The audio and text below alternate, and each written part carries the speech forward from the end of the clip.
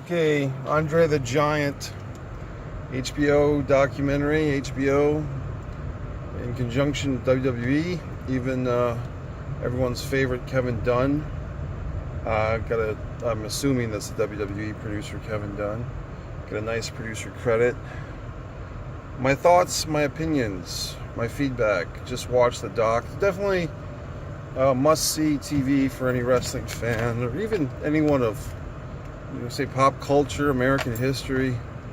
The piece does a really great job of representing how Andre, the Giant, was somewhere between man and myth, between man and God, or between man and, just someone unique.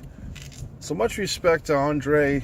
Obviously, there's always going to be, corridors of one's life that a doc can go into that may not be as pleasant or as seemly as others. And I think this doc did a pretty damn good job of telling the Andre story. Now, before I praise it too much, a couple of little things, and like I said, I did thoroughly enjoy it. Probably give it a nice A, a big fat A, maybe even an A plus, 95, something out of 100. Great doc.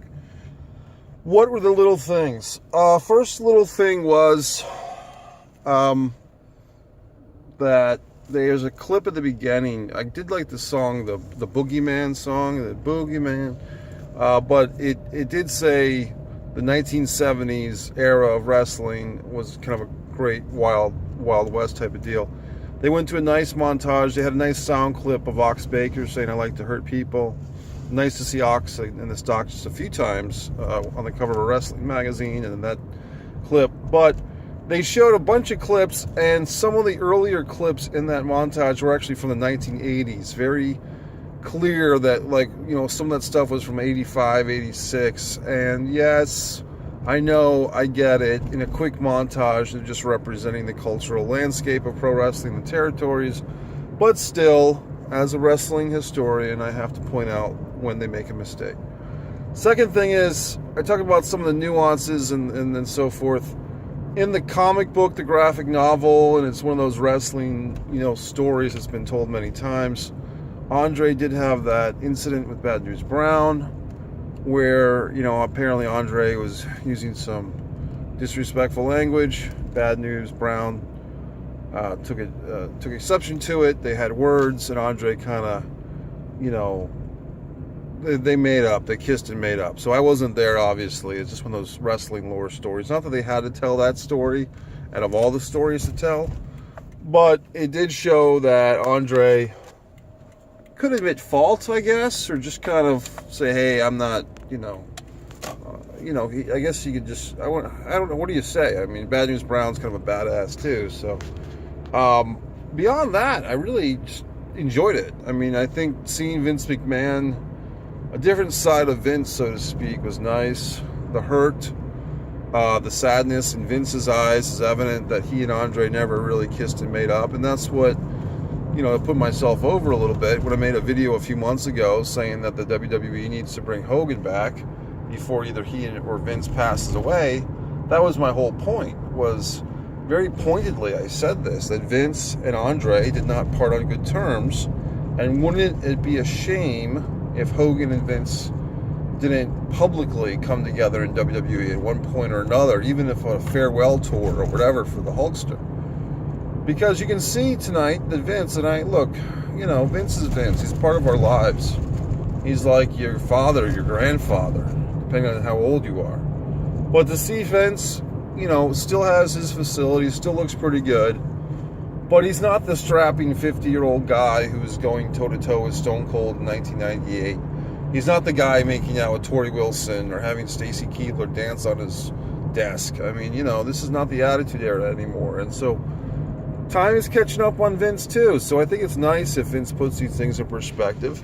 And honestly, I think it's time that Vince writes his own memoirs. And I'm sure that a million people have suggested that to Vince over the years, but wouldn't it be great? And look, I mean, right now, Something to Wrestle with Bruce Pritchard and Conrad Thompson is probably the closest thing we have to Vince's brain But wouldn't it be fantastic if Vince did a tell-all book or a tell-all series of interviews? He could do it on his own terms, but that would be nice to have for the public record. Moving forth, Ric Flair, was always being humorous. Hogan, I mean, if this didn't warm your hearts, for those that still are hating Hogan, if this doc on Andre didn't warm you up a little bit to the Hulkster, I don't know what to tell you. You'll just never forgive him. You'll never get over it. And I was telling that story today. What happened to Hulk Hogan? Someone asked me, and I went through the whole story. And people don't want to think about, well, what if I was taped privately? So I don't want to get into a whole thing on Hogan, but I'm sure Andre said some choice things. What if the Andre and Bad News Brown story was on the public record? I mean, so anyway, I can just go on about that all day and night. But this is about Andre, the famous picture, some of these photographs, the little boy, like the 3-year-old boy looking up to Andre in awe is just fantastic. Andre as a Ute, as a 15-year-old, big, tall kid with his family. I didn't realize, I guess Andre has 2 brothers, and was it a sister in there too? But to see Andre as a youth, a 15-year-old kid, a giant in the making, with some family members, that was really nice. That picture with Andre and like 8 or 9 women in towels, can you imagine what a scene that would have been? So you see Andre, and it's definitely a thing where the guy died, what did they say, at age 46? I mean, I think it's one of those metaphysical questions, or what's the word? Not metaphysical, but, hypotheticals. Would you trade your life for the life of a giant? Would you trade your life for the life of Andre the Giant? Now, if you're a family man or whatever the fuck, you probably say, no, I love my kids. But if you're just a single guy and you're a 6'2", or 5'11", or 5'6", would you trade your body for the body of Andre? And I think it's a very tempting question. And Andre, it's funny that Andre said, I love for just one weekend in your body, to his buddy Tim White, a Rhode Island native. But Andre didn't say I'd change my body with yours for life. Andre, I think, deep down, although he probably was in physical pain, obviously he was, I think Andre kind of enjoyed being Andre, with all the faults and with all the sadness. I think at some point, traveling the world, romancing beautiful women, drinking wine, having fun, being the center of attention, I think Andre probably did enjoy it. And I think that a doc like this is great.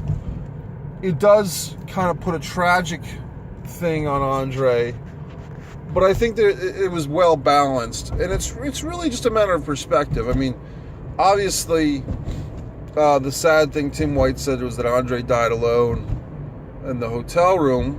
Well, true. So did Jim Morrison, but Andre is just give him up, give it up. The first wrestling show I went to was to see an Andre the Giant match, a Texas death match against Blackjack Mulligan. And I'll never forget the imagery in my mind. It's painted like a portrait of Andre the Giant, kind of hunched over, leaning into a bear hug on Blackjack Mulligan. And Blackjack putting the fucking claw on Andre while in the fucking bear hug. And both of their backs just swelled up red from exertion. So that's the type of thing. Andre the Giant, before that Texas death match started, picking up the referee and hoisting the referee onto the middle of the top rope to let him sit as a symbolic gesture that you will be sitting this one out. And Andre won the match. Seeing Andre the Giant, Rocky Johnson and Tony Atlas face the Samoans in Sergeant Slaughter at the Capitol Center, Landover, Maryland. There's a building that was blown up. So, guys who are watching wrestling now, I don't know if Ricochet or, whoever you're watching, Kenny Omega or EC3 or Ronda Rousey or whoever you're watching now that captures your fancy, can they match these portraits in your mind, your memories that Andre does for me? Maybe, maybe not. If they do, great. But that's what I'm holding on to.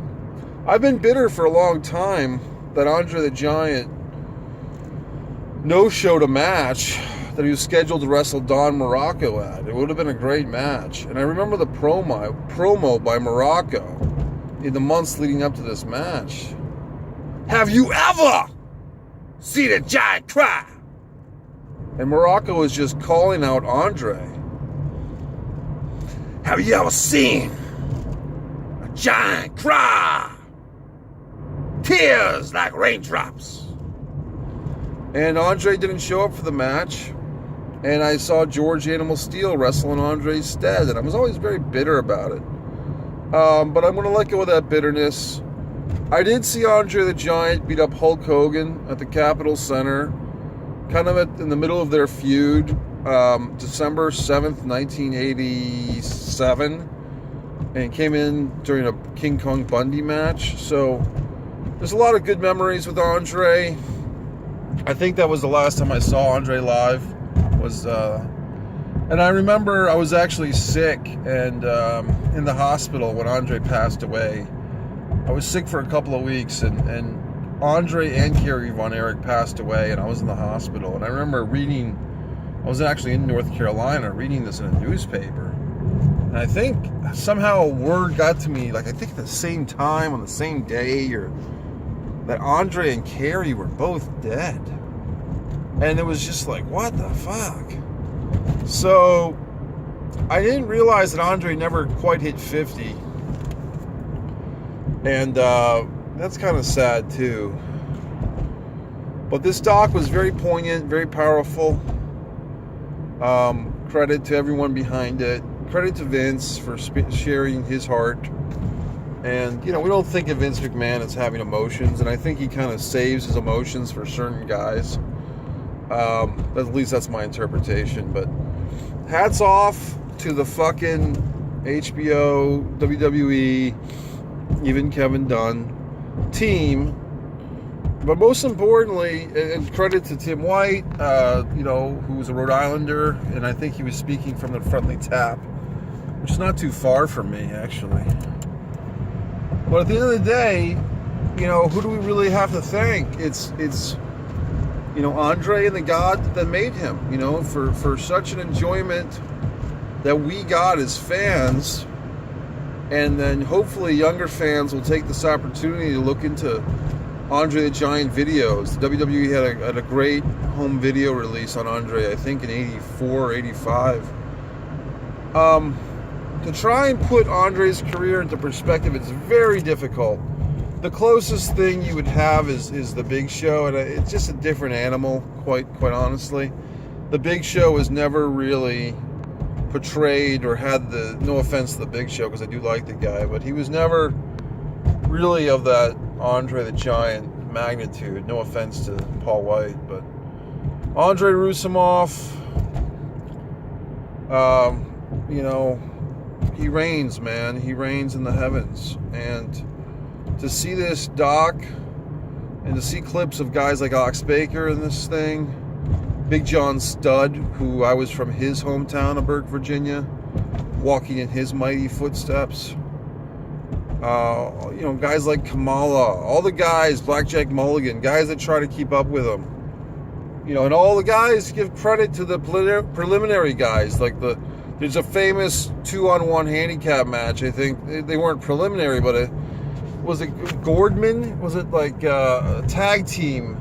It was like Goliath and Gordman or something. They're on a WWE home video release, 2-on-1 against Andre. They were a very good tag team in Los Angeles in the 70s or something, but they put over Andre in this 2-on-1 match that's on a WWF taping, VHS tape. So all the guys that kind of put Andre over, not that to take the shine off Andre or say that, but a lot of guys probably took a beating or took a little bit of a punishment or whatever.